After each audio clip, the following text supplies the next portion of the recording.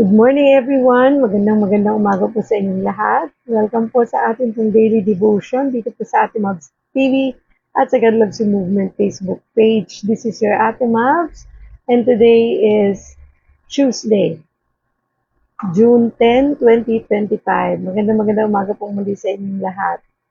Ayan, so habang tayo po ay mag-share ng ating live devotion, ay buksan na po natin ang ating Bible sa Revelation 21 verse 4. Sa Tagalog, ito po ay sa Pahayag 21 verse 4 na matatagpuan po sa page 336 kung ganito ang inyong Bible. At yan po ay nasa dulo na ng ating Bible kasi ito po ay huling aklat sa bagong tipan. Kaya po, madali na ninyo itong mahahanap. Sige po, ito po ay sa Revelation 21 verse 4, sa Tagalog, Pahayag 21 verse 4. Mag-share muna po ako. Kumusta po kayo? Kumusta po inyong araw ng Martes? Hallelujah. Napakaganda ng araw na ito. Although makulimlim, pero hindi po ganun kalakas ang sikat ng araw dito. Sige po, mag-share lang tayo ng ating devotion. Yun, okay. Share po natin.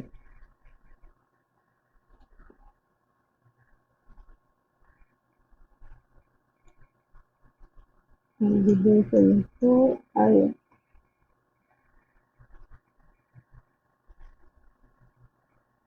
share natin.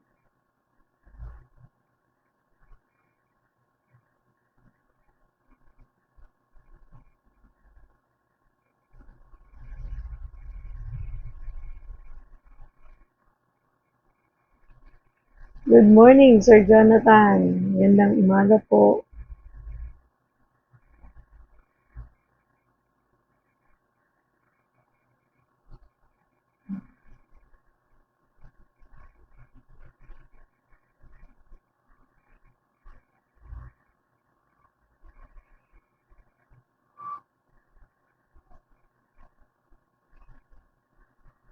Share lang po tayo ng ating live.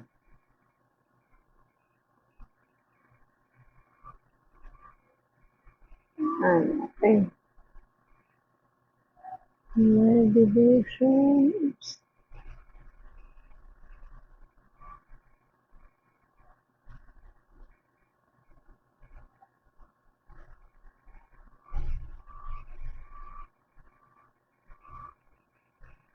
Ano po tayo?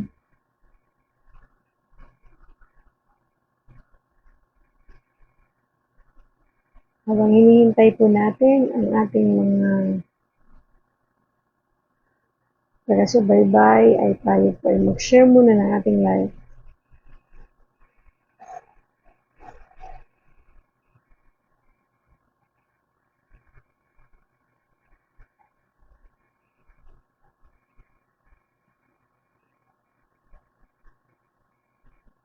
Makinig ka sa awit, pataas ang aking tinig. Praise God. Ayan, sige po. So mga ka-low carbs, ka-stroke, at kakwentuhan ko dyan, magandang umaga po sa inyo lahat. Pati po sa mga nanonood sa God Loves You Movement Facebook page, good morning po. Mga ka-stroke, ayan. Mag-devotion na po tayo.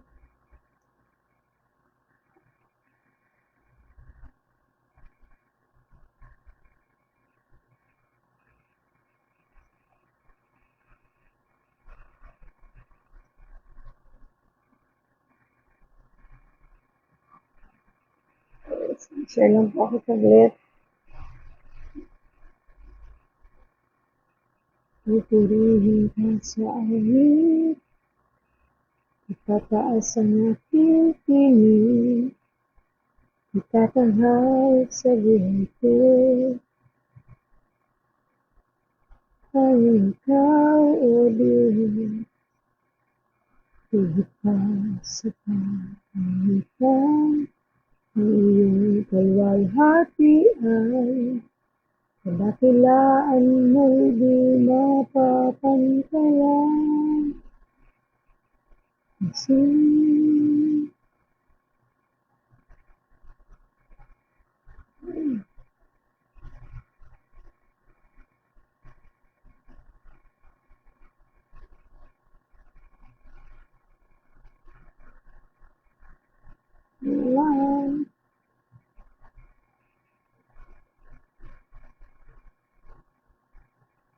Hihimpas sa awit, itataas sa aking tingin.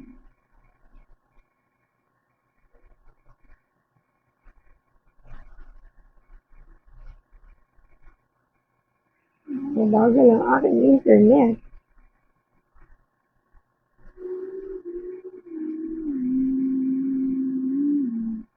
Okay. Sige po, buksan na po natin ang ating Bible sa Revelations 21 verse 4. Yan. So, kung ganito po ang inyong Bible na Tagalog, yan po ay matatagpuan sa page 336, Pahayag 21 verse 4. Yan po ay huling aklat ng Bagong Tipan, kaya nasa dulong-dulo na po yan. Sige po, basahin po natin ang ating verse this morning na matatagpuan po sa Revelation 21 verse 4, New International Version. He will wipe every tear from their eyes.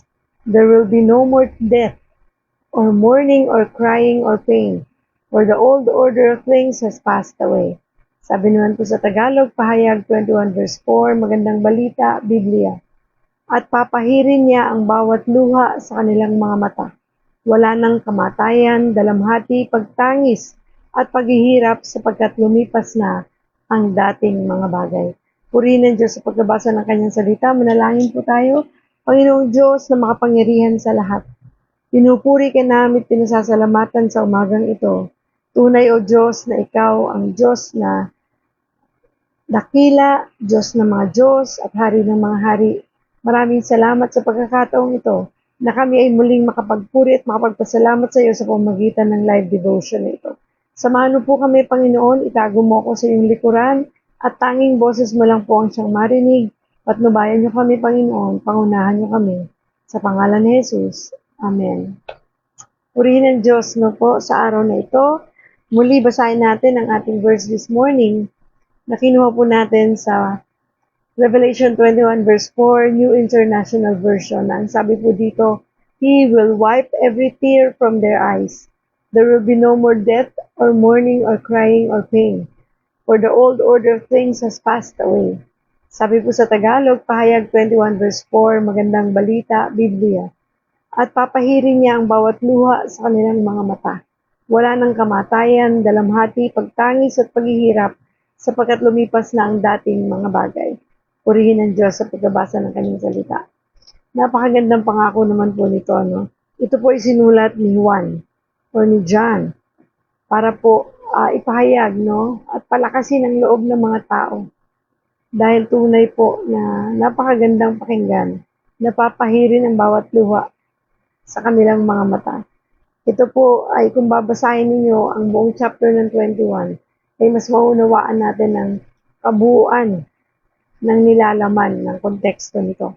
Kaya po I encourage everyone to read the whole chapter of Revelation 21 right after our devotion para po mas maintindihan o maunawaan natin ang nilalaman nitong mensahe na ito. Kasi po no, ang gandang mabasa to ng lahat, lalo na ang mga taong dumaranas ng pagsubok sa mga sandaling ito. Kasi dito sinasabi no, napapahirin ang luha sa kanilang mga mata. Sa mga taong nagdadalamhati, sa mga taong nalulungkot, nag-aalala, natatakot. Sinasabi dito na darating ang panahon, wala nang dalamhati, wala nang kamatayan, pagtangis at paghihirap. At yan ay ipaparana sa atin ng Diyos sa bagong mundo o earth na hinihintay nating darating. At alam kong nauunawaan niyo yan lalo na sa mga taong tunay na nakakilala na sa Panginoon. Ang title ng ating ang title ng ating devotion this morning ay Wipe Every Tear. Ito po ay mula sa series ng God Cares About Your Mental Health na makailang beses na nating na-discuss po ito. Hindi nga lang po araw-araw, pero kung natatandaan ninyo, pinag-aaralan natin yung tungkol sa mental health. Kasi ayaw natin, no, o gusto tayong gabayan ng Diyos patungkol dito, dahil ito po yung pangyayari, no, sa panahon natin ngayon na hindi naiiwasan, nagkakaroon tayo ng mental health issues. At para maiwasan po ito, ay dinidiscuss natin ang mga bagay na ito at binibigyan tayo ng wisdom ng Lord para maunawaan natin. Nang sa ganun, hindi po tayo makaranas ng mga mental health issues tulad ng depressions at mapalayo tayo dyan.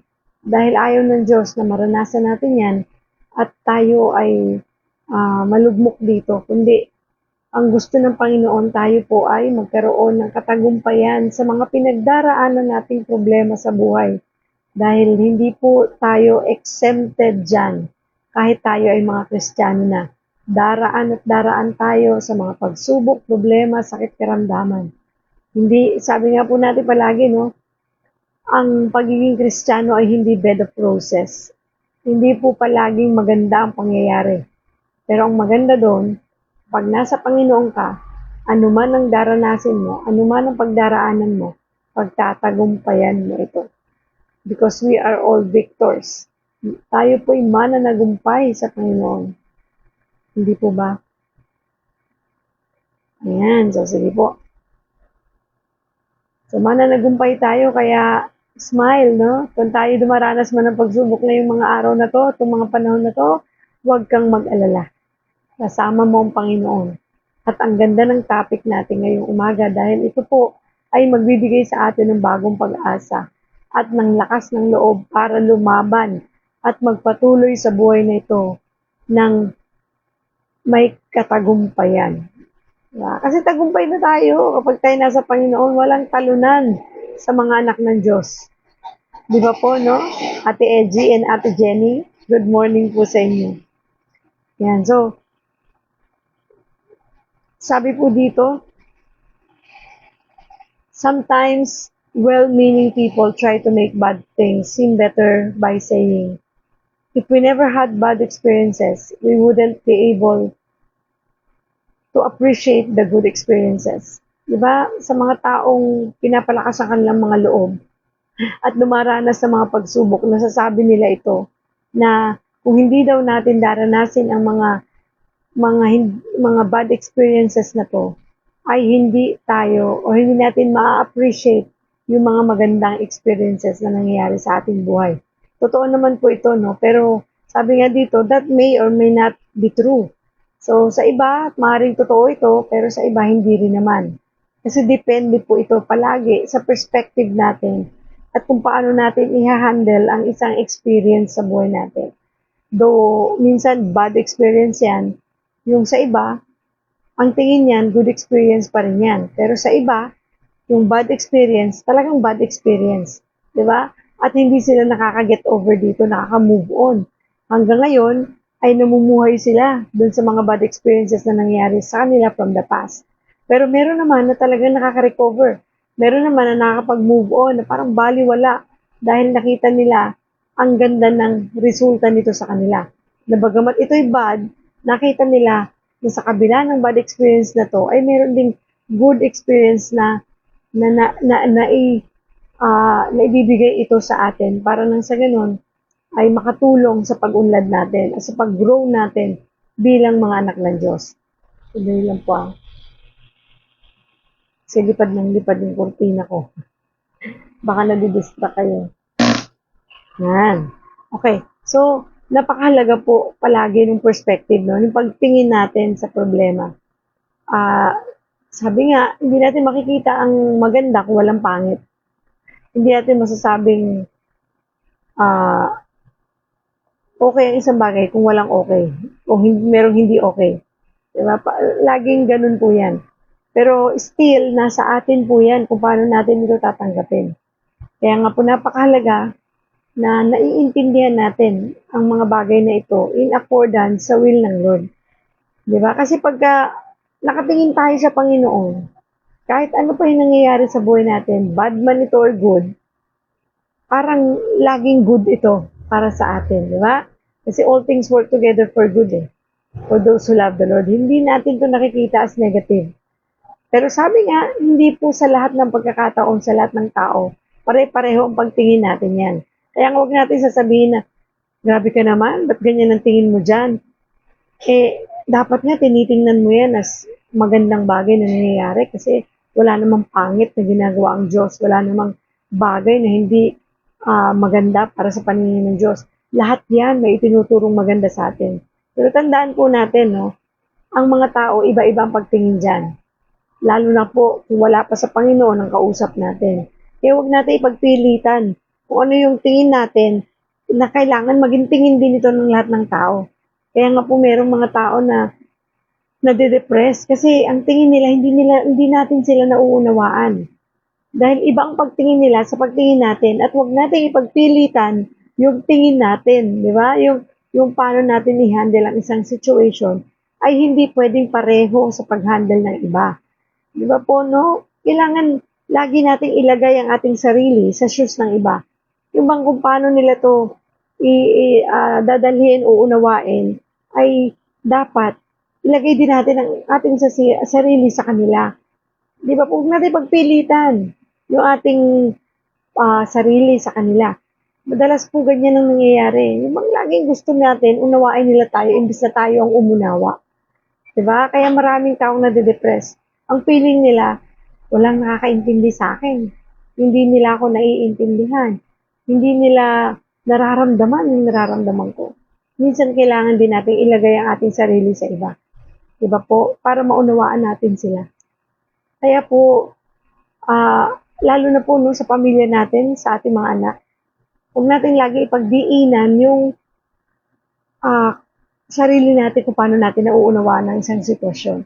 Minsan kasi, iba ang kanilang pagkaunawa sa pagkaunawa natin. Dahil iba-iba po tayo ng karakter, iba-iba po tayo ng pagkatao, kung paano tayo nilikha ng Diyos. Iba-iba kung paano tayo mag-handle ng problema. Merong tao, ang laki ng problema, pero para sa kanya, simple lang ito. Para sa kanya, maliit lang ito. Pero meron namang tao, ang liit-liit ng problema, pero para sa kanya, napakalaki na nito. Sobrang na siyang emotional, sobrang na niya itong dinadala, at masyado na niya itong dinidibdib. Diba po? Iba-iba talaga. Kaya dapat po maunawaan natin yan. At huwag tayong masyadong nakasentro sa sarili natin. Lagi din nating uunawain ang ating kapwa at huwag tayong basta-basta magbibitaw ng salita na hindi natin muna pinag-iisipan. Kasi baka imbis na makatulong ito sa kanila, ay mas lalong makapagpahina ng loob nila at lalo silang ma-depress imbis na ma-uplift sila. Di po ba? Kaya nga, lagi tayong magpe-pray. Kapag may mga taong tingin natin ay nasa panahon na sila ay nagdadalamhati, namumroblema, nag-aalala, so be very careful sa mga salitang bibitawan natin sa kanila. Kasi baka imbis na makatulong ito, ay mas lalong makapagpalala ng sitwasyon. Di ba? Kaya ipag-pray muna natin, Lord, tama ba itong bibitawan ko salita? Kasi baka hindi ito makatulong. Kung ito ang tama, tulungan mo kung sabihin ko ito ng maayos, magaan, na hindi ako makakapagdagdag ng kabigatan sa taong ito. Or maaaring tanungin natin yung tao. Diba? Kailangan mo ba ng advice? Or gusto mo bang marinig ang opinion ko? Kasi kung hindi, wag na nating sabihin, wag na nating ibigay, di ba? Dahil hindi sa lahat ng pagkakataon ay kailangan nila yung marinig. Di ba? Minsan may mga taong namatayan. Tapos tayo naman, salita ng salita. Hindi naman nila kailangan yung sasabihin natin. Ang kailangan nila, presensya mo lang. Kailangan lang nila, nandiyan ka. Pero hindi nila kailangan na magsalita ka, magkomento ka patungkol sa sitwasyon nila. Diba? Kasi minsan tayo masyadong, alam mo sa concern natin, saka gusto natin i-comfort sila. Mali pala yung way ng pagko-comfort natin. Hindi po pala ito nakakatulong. Kaya be very sensitive, ha? lalo na sa mga panahong ang taong kakausapin natin ay nagdadalamhati, may problema, lugmok, di ba? Talaga nandun sila sa panahong sila ay kailangan ng mga taong uunawa. So, instead na magsalita, mag-pray muna tayo. Pag-pray na lang natin sila. Yung prayer din, hindi naman kailangan ipag-pray sila ng malakas o yung sabihin mo talaga yung prayer mo. Pwede naman sa sarili mo lang pinag-pray mo sila. Kasi baka mamaya yung pag-pray mo, hindi naman pala yun yung tamang prayer para sa kanila. Diba? Kasi hindi naman yun yung gusto nilang prayer na marinig. Kaya ingat po tayo palagi sa mga bagay na ating masasabi patungkol sa sitwasyon nila. Okay? So, but someday, ito yung maganda doon. But someday, in the future, God offers us every source of pain will be completely erased from our lives. At yun po isang pangako ng Diyos. Sinabi niya yan, di ba, dito sa ating verse na binasa, papahirin ng Diyos ang bawat luha ng mga tao. Wala ng kamatayan, wala ng dalamhati, pagtangis at paghihirap, sapagkat lumipas na ang dating mga bagay. Pero syempre po, hindi sa lahat ng pagkakataon pwede mo itong sabihin. No? Kung mag-alala, darating din ang time, matatapos din yung problema mo, mawawala na ng kamatayan, dalamhati, pagtangis. Diba? Sometimes hindi naman nila yung maiintindihan eh. Lalo na pag nasa sitwasyon sila na down sila, problematic sila, hindi sa lahat ng pagkakataon pwede natin itong sabihin. Kasi hindi nila ito maunawaan eh. Pwede mo sabihin, eto nga parang gusto nila sabihin, eto nga, dumaranas ako ng dalamhati, nasa pighati ako. Umiiyak ako, naghihirap ako. Tapos hindi yung sasabihin mo sa akin. Diba, hindi nila yung maiintindihan. Though alam natin, tayo, na bilang mga anak ng Diyos, ay alam natin na unawaan natin ito, na talagang darating ang time na matatapos ng lahat ng yan. Dahil may ipinangako ang Diyos na nakalaan para sa atin. Pero wag po natin itong sabihin sa lahat ng tao nang hindi natin ito na-explain ng maayos. Diba?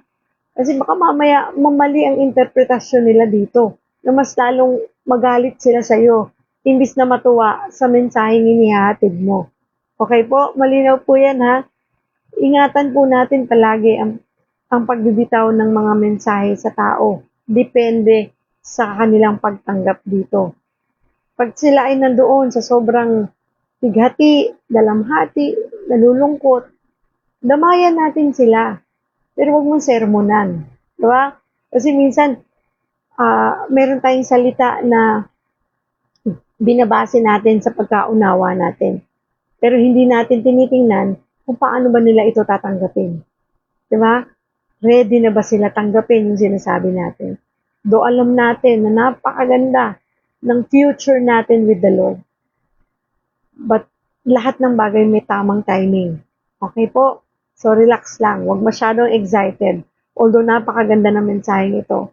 Pero hindi sa lahat ng pagkakataon, ito ay tugma sa bawat taong kakausapin natin. Kaya always remember to pray, pray, pray before mo bitawan ang bawat salitang manggagaling sa ating bibig. Lagi nating hintayin ang prompt ng Holy Spirit. Lagi nating hintayin ang mensahe ng Diyos sa kung ano yung gusto niyang ibitaw natin sa taong kakausapin natin. Kasi yung mga ano po ay mensahe, depende. Diba? Kasi minsan may mga tao talaga yung very sensitive. May mga tao talaga na ayaw nila na marinig yung sasabihin mo. Ang gusto lang nila, andyan ka lang. Presensya mo lang, masaya na sila doon. Diba? So, maging ano rin tayo, conscious. Be sensitive also sa feelings ng iba. Huwag po tayong yung bang sige lang na sige. Relax ka lang. Diba po, no? Kasi baka imbis na makatulong tayo, mas makapagpalala tayo sa sitwasyon. Kasi we're talking about mental health. Kasi ang Diyos concerned siya sa mental health natin. Kaya niya ito tinuturo sa atin para matuto tayo na maging sensitibo tayo sa lahat ng pagkakataon. Hindi po tayo dapat maging taklesa. Ayan, lagi ako nasasabihan ng ganyan ng isa sa kaibigan natin na minsan daw taklesa si Ate Mabs. And ako naman po'y grateful, no? Kung ako'y sasabihan ninyo, ako po'y makikinig. Dahil hindi ako perfecto di ba? Minsan talaga may mga pagkakataon na diretso ako magsalita. Pero kung sa diretso kong pagsasalita ay medyo tinamaan ka at nasaktan ka, patawarin mo po ako. Dahil hindi po ako nagsasalita, kundi ang Panginoon. Ako po'y ginagamit lamang ng Diyos bilang tagapaghatid ng mabuting balita. At patawarin ninyo ako kung sa panahon minsan ako'y nakakapanakit sa salitang nabibitawan ko. Dito lalo sa devotion. Diba? Nawa, kung ganun ang dating sa inyo, ipanalangin po ninyo na bakit kaya ganun ang dating sa akin ng mensaheng yon. Meron kayang ipahiwatig ang Diyos sa mensaheng ito kung bakit ganun ang pakiramdam ko. At malalaman po natin yan dahil napakabuti ng Diyos. Mangungusap po ang banal na spirito sa inyo upang i-reveal kung ano ang nais na iparating ng Diyos sa mensaheng narinig ninyo. So, ang kagandahan po sa verse natin ngayon, sa Revelation 21 verse 4, which says, He will wipe every tear from their eyes. There will be no more death or mourning or crying or pain, for the old order of things has passed away. Today, this week, or this month, might be terrible, but at the end of the story of Christianity, there will be no more mental health issues in the new earth. Diba? Yun yung magandang pangako ng Diyos sa atin. Maaari ngayon, itong linggong ito at linggong nagdaan, o itong buwan na ito ay naging terrible, naging sobrang bigat, naging sobrang hirap, naging sobrang problematic, no? Para bang grabe, no, masasabi, grabe yung pinagdaanan ko. Pero at the end of the story of Christianity, sa buhay natin, may hangganan po yan. Hindi po yan forever, yung paghihirap mo, pagdurusa mo. Tandaan natin, may pangako ang Diyos sa atin. There will be no more mental health issues in the new earth. Sa bagong mundo na naghihintay para sa atin. There will be no more anxiety. Wala na po yung anxiety na yan. Pagdating ng time na yan, ay pinangako ng Diyos sa atin. No more depression. Praise God. No more self-harm. No more suicidal ideation. No more trauma. No more broken relationships and no more hate. Because we will be living in an unbroken world in perfect communion with God. Meron palang ganun, Ate Mabs? Yes, meron. Diba? Kaya nga napakahalaga po na bigyan natin ng pansin yung personal relationship natin with the Lord, yung pagkaunawa natin sa ating relationship sa Panginoon, na magkaroon tayo nito. At hindi lamang basta simpleng relationship, but intimate, yung mas malalim pang relasyon sa Diyos. Na tayo ay magpatuloy sa paglago natin sa ating pong relasyon sa ating Panginoon. Na hindi tayo makontento na, kilala ko na si Lord, sapat na ako doon, okay na ako doon. Pero sa totoo, hindi natin siya kilala ng mas malalim. Na meron pa pala tayong dapat malaman tulad ng pinag-aaralan natin ngayon. Na hindi po sapat na kilala ko na si Lord, okay na ako, ligtas na ako, masaya na ako doon. Hindi po, dapat alam natin na ito ay may patutunguhan yung pagkakilala natin sa Diyos. Na hindi lamang ito dito sa mundong ating kinilalagyan, kung hindi mayroong nakalaan na inihanda ang Diyos sa atin isang bagong mundo. Diba? Sa future natin. At alam ba natin yon?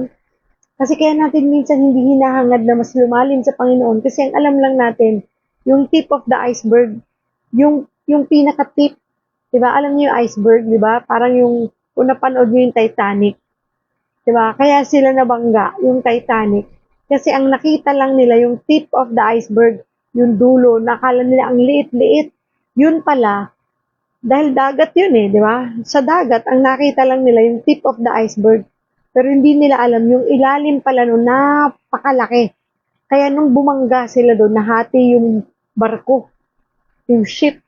Kaya ang daming namatay, lumubog, daming napahamak.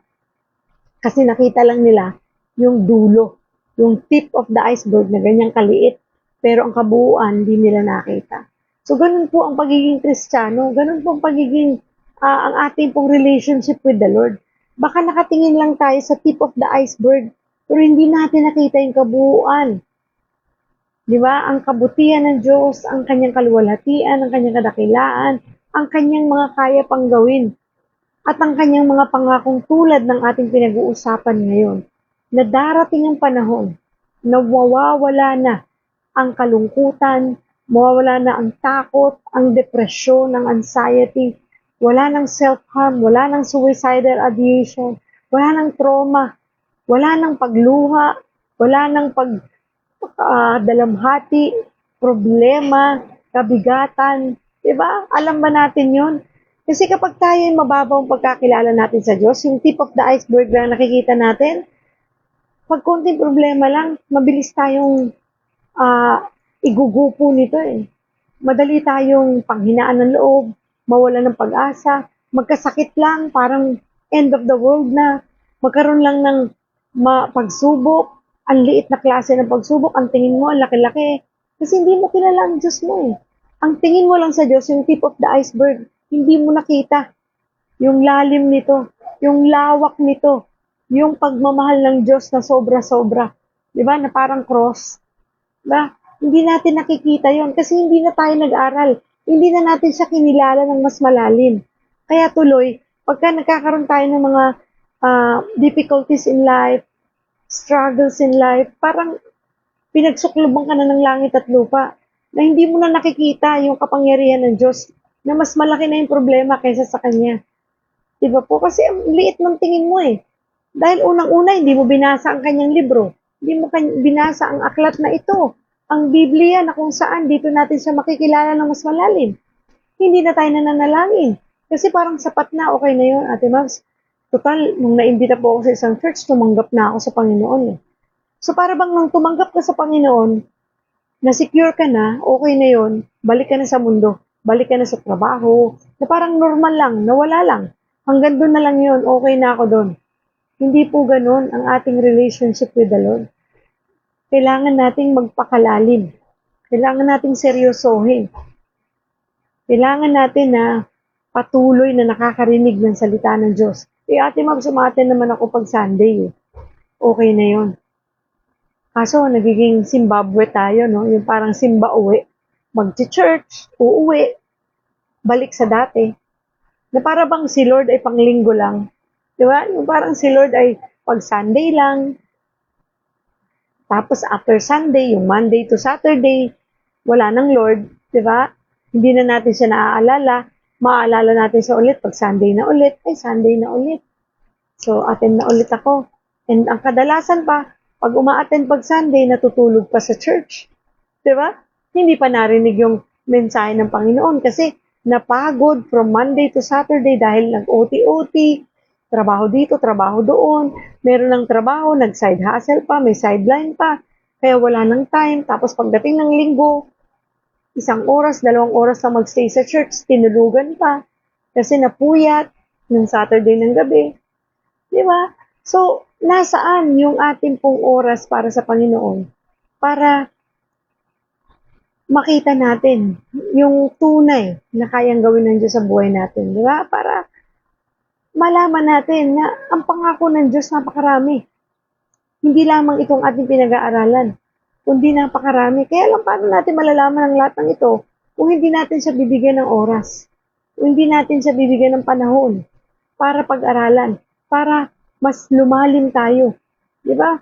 Ang dami nating ina-attend ng mga seminars, trainings, libro na binabasa about business, about entrepreneurship, about sa pagtatrabaho, about finances, about financial success. Pero about sa spiritual na buhay, hindi natin nabibigyan ng pansin at nabibigyan ng tuon. Kaya tuloy, hindi natin nalalaman. Ang katotohanan naman talaga, ang susi sa buhay natin ito para magtagumpay ay nasa Panginoon. Di ba, lagi natin dito sinasabi, kapag ayos ang spiritual na buhay mo, ayos ang lahat ng aspeto ng buhay mo, kasama ang physical, emotional, mental, social, at kasama ang financial aspect, maging ang physical health mo. Kasama lahat ng aspetong yan. Pag ayos ang pundasyon mo sa Panginoon, magiging maayos ang lahat because God can give you the wisdom na kailangan mo sa buhay na ito. Siya lang makakapagbigay niyan. At siya ang susi sa katagumpayan ng buhay natin. Wala nang iba. Kaya lang, kung di natin bibigyan ng oras, paano natin malalaman? Kaya nga, di ba, madalas nagkakamali tayo, madalas pumapalpak tayo, hindi tayo nagiging ilaw at asin. Kagaya ng diniscuss namin kahapon, thank you kay Ate Eji, yung pagiging ilaw at asin, kung matatagpuan sa Matthew 5 verse 13 to 16, basahin po ninyo yan. Yung ilaw at asin, hindi tayo nagiging ilaw at asin kasi hindi natin alam kung paano magiging manatiling maalat. Diba? Paano mananatiling yung pag-aalab ng puso natin sa Panginoon. Kasi hindi natin inaaral. Paano natin malalaman na tayo pala ay ilaw at asin ng Diyos? Diba? Paano natin malalaman na tayo pala ang liwanag na maghahatid sa mundo, sa sanglibutan, dahil sa presensya ng Diyos sa buhay natin. Kasi kailanman di tayo magiging ilaw kung wala ang Panginoon. Dahil tayo minsan ang naging madilim ang ating buhay. At yung kadiliman ng buhay na yan, ang nagpaliwanag niya na yung Panginoon. At paano natin mapapanatiling maliwanag ang ating buhay at maalat ang ating buhay kung hindi tayo nasa presensya ng Panginoon? Hindi po ba? At saan natin malalaman lahat yan? Sa pag-attend ng Bible study, sa pag-attend ng fellowship, pag-worship every Sunday, pag-attend sa worship service every Sunday, pag-attend, pag-ministry, kung kayo ay nasa church ninyo at nasa ministry kayo, mas mainam po yan para mas lalo tayong lumalim sa Panginoon. So, at sa pakikinig ng salita ng Diyos, because by hearing and hearing the word of God, doon po lumalago ang ating pananampalataya. So, kung ititigil natin yan, hindi natin yan gagawin. Darating talaga ang panahon.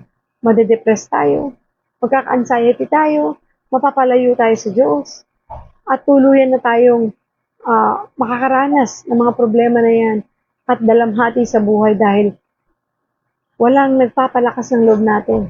Wala tayong pinanghahawakan kasi nakabitaw tayo sa Diyos. Namumuhay pa tayo sa kasalanan, namumuhay pa tayo sa mundo na hindi ang Diyos ang sentro.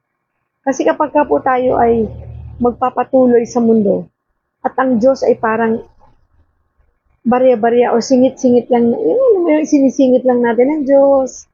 Pag may konting oras, magpe-pray, kapag available, mag-church, kapag hindi, yung bang nakabase sa mood, pag okay ako mag-church ngayon, mag-church ako. Pag gusto ko, sige mag-church ako.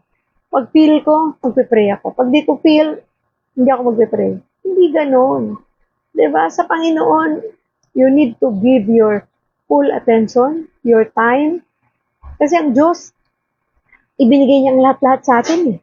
Sa totoo lang, wala siya itinira sa kanyang sarili. Ibinigay niya ang lahat, pati ang kanyang bugtong na anak. Nagkatawang tao siya.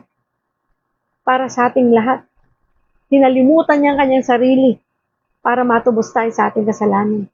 Hinayaan niyang magdusa siya, magpapako sa krus, mamatay, inilibing at pagkaraan ng 3 araw ay nabuhay na maguli para ipakita niya sa atin kung gaano niya tayo kamahal. Pero tayo, ano kaya ang ibinibigay natin sa Panginoon? Kayo po makakasagot niyan. Hindi ko po alam yan. Ikaw lang at ang Diyos ang nakakalam. Gaano tayo kaseryoso sa paglilingkod natin sa Diyos? Na nakatingin tayo sa Kanya ng buong buo. Hindi sa ating sarili, hindi sa ating kapwa. Nasa Diyos lamang tayo nakatingin. Gaano natin binibigyan ng pagpapahalaga ang mga bagay patungkol sa Diyos? Gaano natin ito ibinabahagi sa iba nang sa ganon marami makakilala sa Kanya? Na wag lamang tayong may alam patungkol dito, kung hindi maibahagi natin to higit lalo sa mga mahal natin sa buhay. At gaano natin ito na isa sa pamuhay? Dahil sabi nga natin, hindi po mahalaga.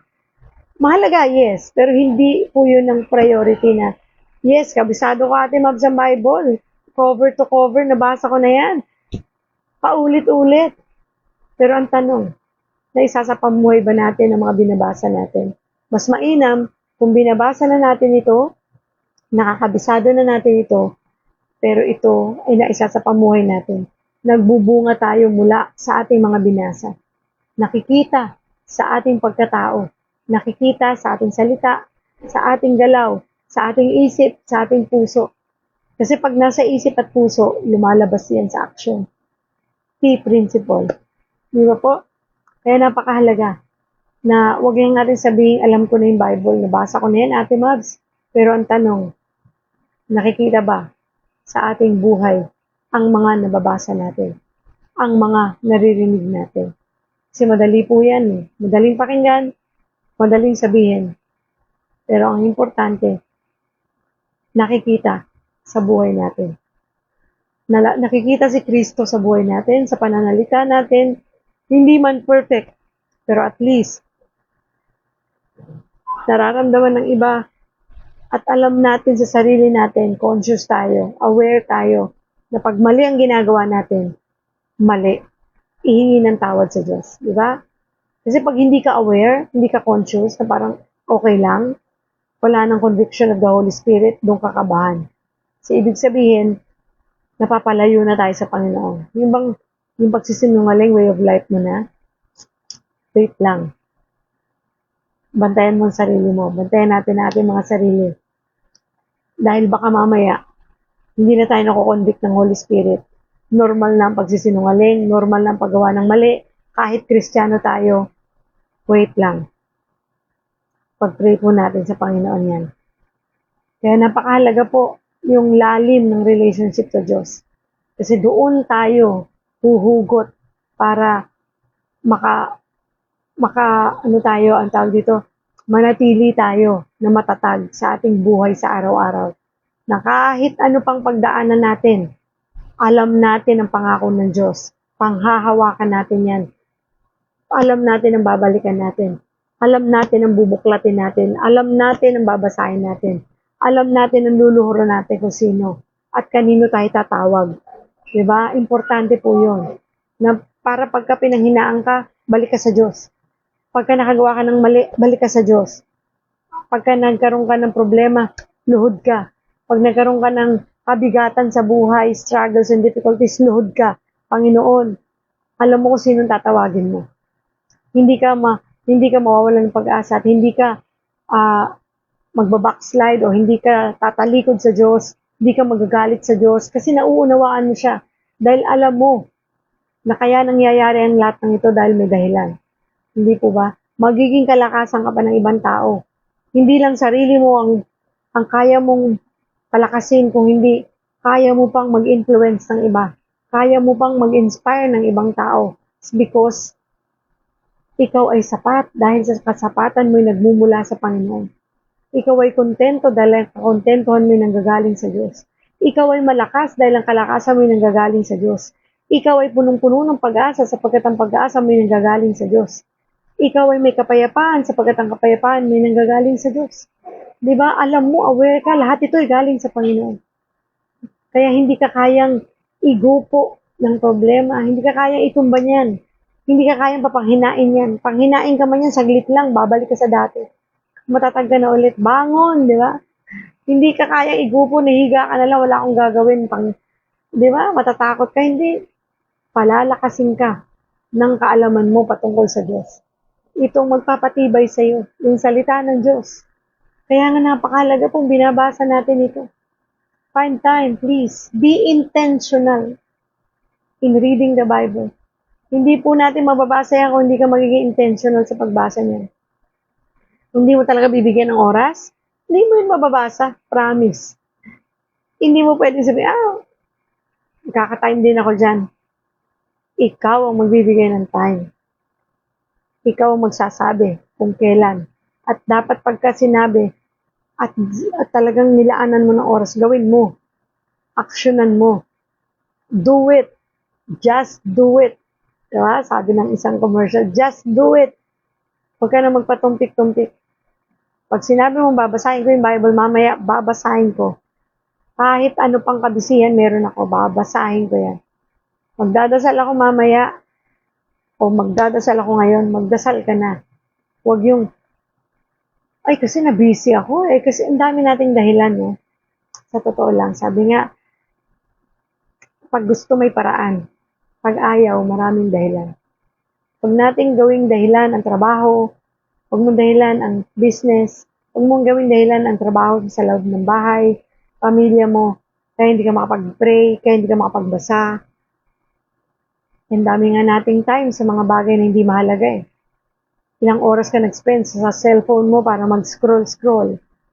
Ilang oras ka nag-spend sa time para sa mga bagay na panonood ng mga movies, movie marathon ka pero hindi ka nag-Bible reading marathon. Diba?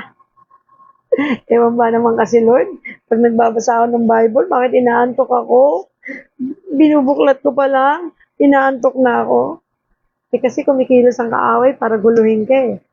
Kaya pag hindi ka nanindigan, talagang patutulugin ka ng kaaway para hindi mo mabasa ang mga mahalagang salita ng Diyos na matututunan mo. Ayaw niya yun eh.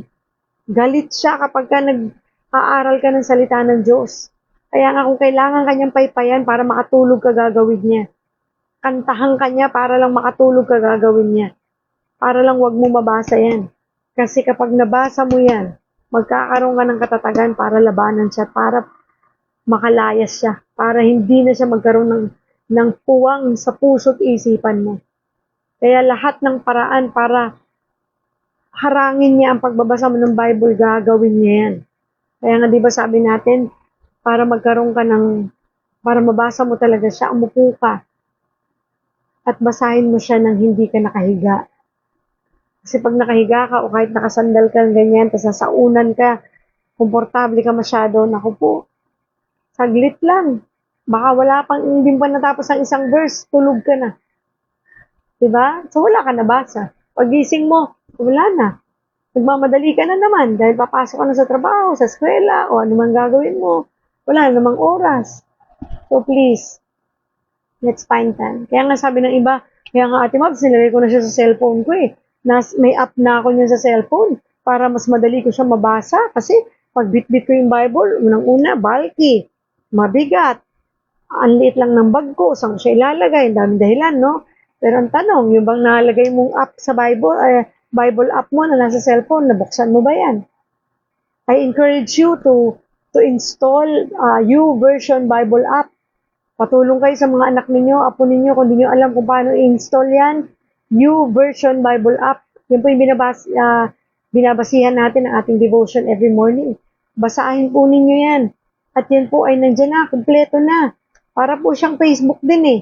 Meron doon din na mga friends na pwede mong i-add, pwede mong basahin mga iba't iba na mga patungkol sa Bible, paano natin mas matututunan to na malalim. At nandun din ang Bible mismo. At iba-iba pong version pa. May NIV, merong mabuting balita, English Tagalog, kumpleto. Diba?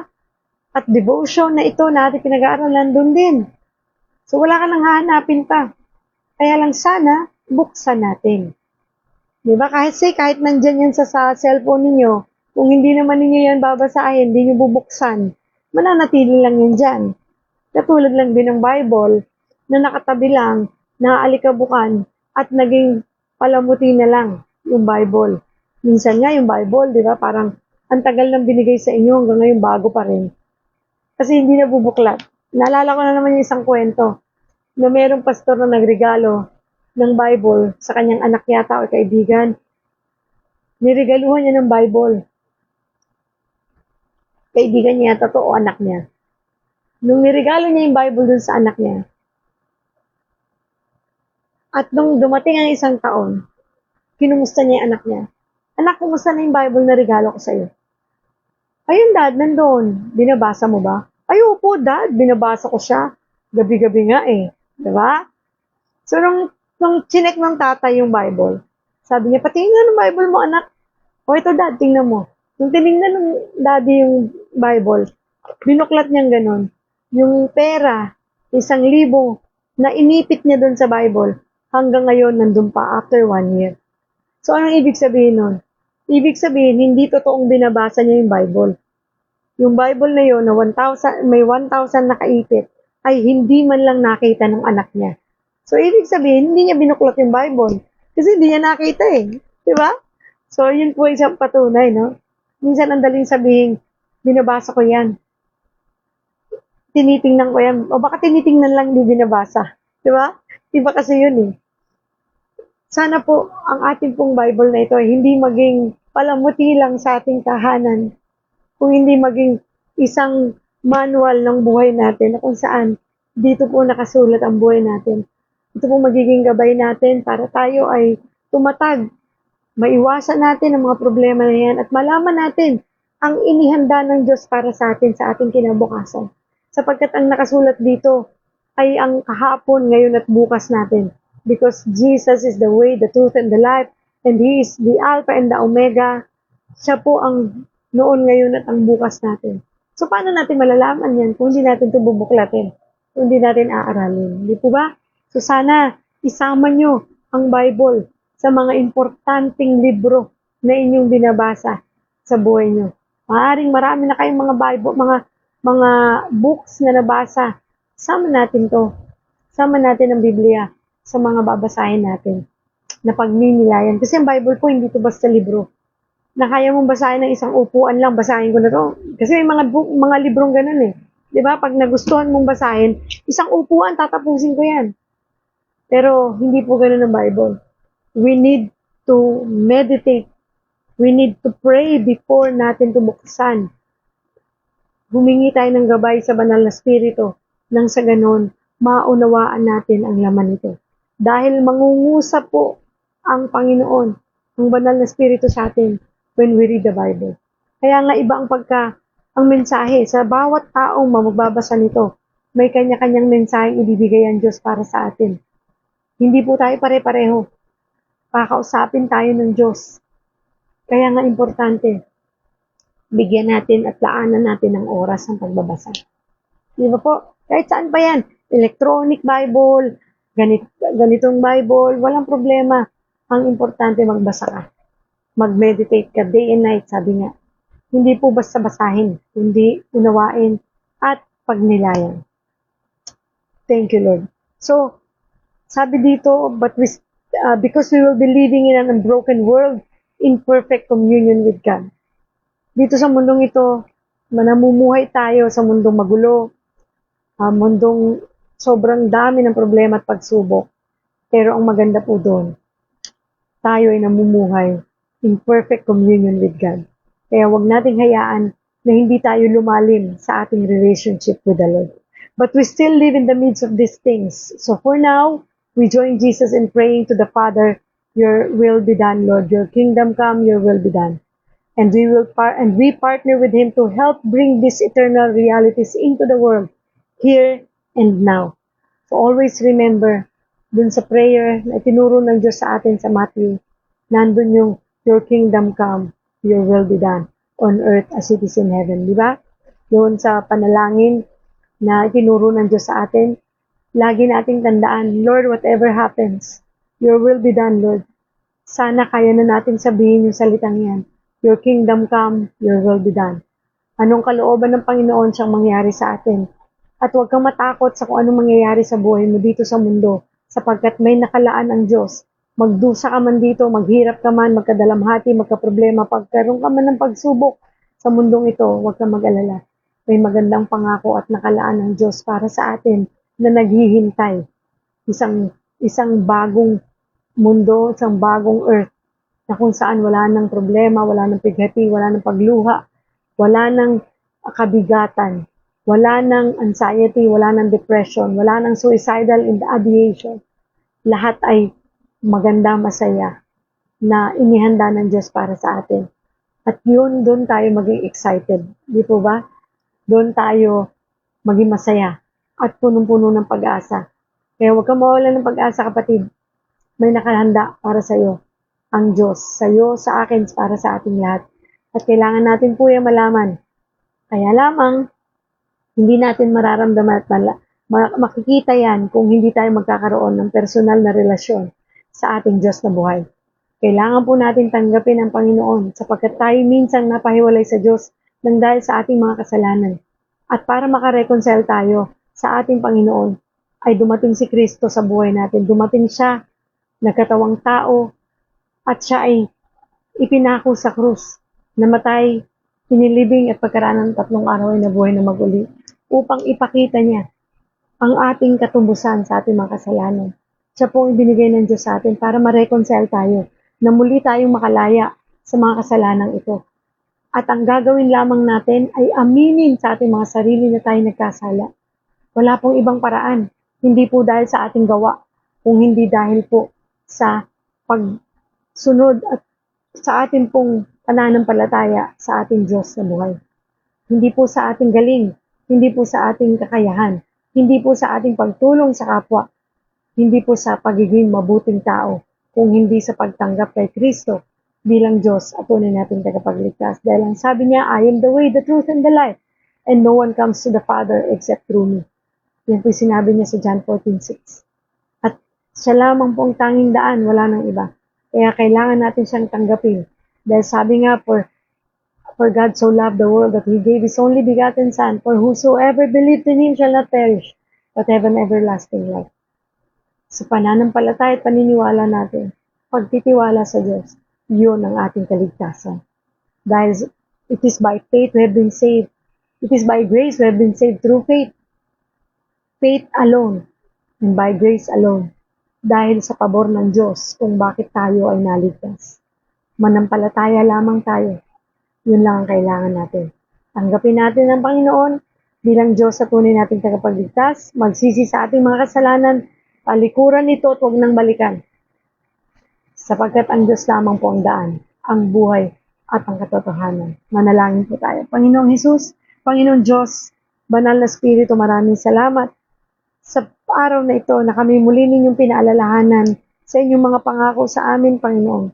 Tunay o Diyos na nagpapasalamat kami that you deeply care about kung sino kami, Panginoon. Salamat, Panginoon, sapagkat concern ka palagi. Lagi mo kaming iniisip, Lord. Ayaw mong kami mapahamak.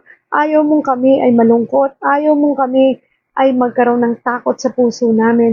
Ayaw mo, Panginoon, na kami ma-depress. Ayaw mo, Panginoon, na kami magka-anxiety. Ang nais mo, Panginoon, ay magkaroon kami ng buhay na walang hanggan. Isang buhay na naghihintay para sa amin, Panginoon.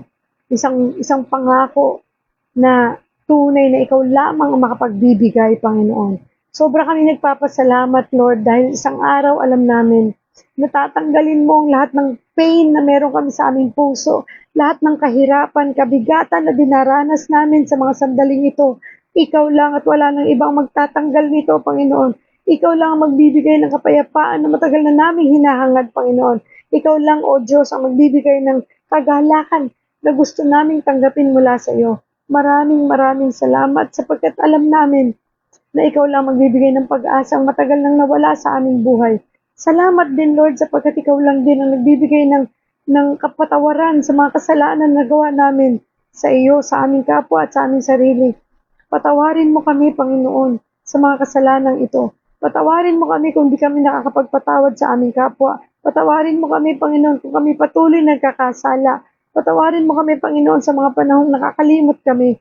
Patawarin mo kami, Panginoon, sa panahon na kami ay nagiging mataas, Panginoon. Patawarin mo kami, Panginoon, kung sa mga sandali na hindi ka namin naaalala at nakakalimot kami magdasal, nakakalimot kami magbasa ng Bible. Patawarin mo kami, Panginoon.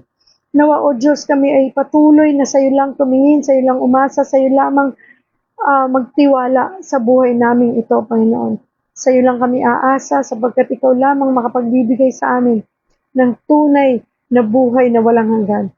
Thank you for everything, Lord, and we trust in you, Lord, and we cling into you, and we place our hope in you.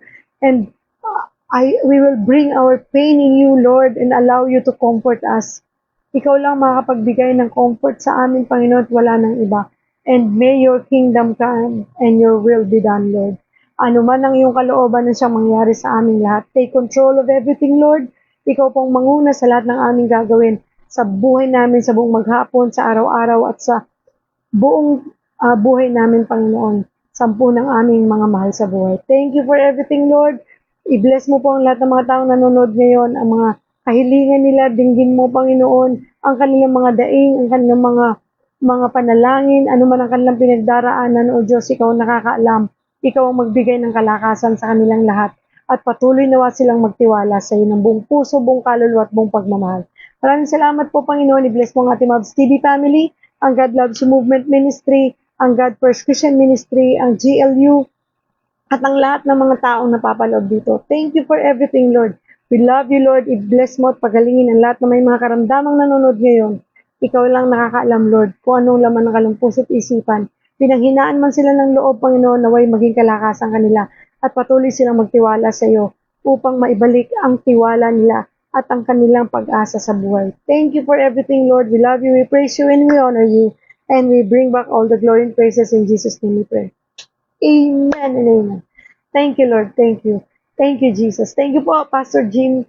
Thank you, Ate Lucy, sa inyong panonood. Thank you for everything, and I hope that you will continue to pray for me and my family. Sama niyo po ako sa inyong mga panalangin at ang ating God Loves You Movement Ministry at ang atin pong ginagawang ito na devotion every morning. Please, sama niyo po ito sa panalangin na mapatuloy po ito at huwag tayong manawa at patuloy tayong magkaroon ng kalakasan at wisdom from the Lord.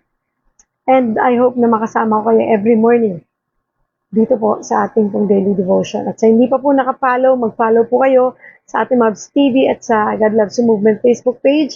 At ganoon din po, mag-subscribe po kayo sa ating YouTube channel, ating Mavs TV, nang sa ganun po ay marami tayong maabot na mga tao sa pamamagitan ng daily devotion nito. Maraming salamat po muli sa inyong lahat.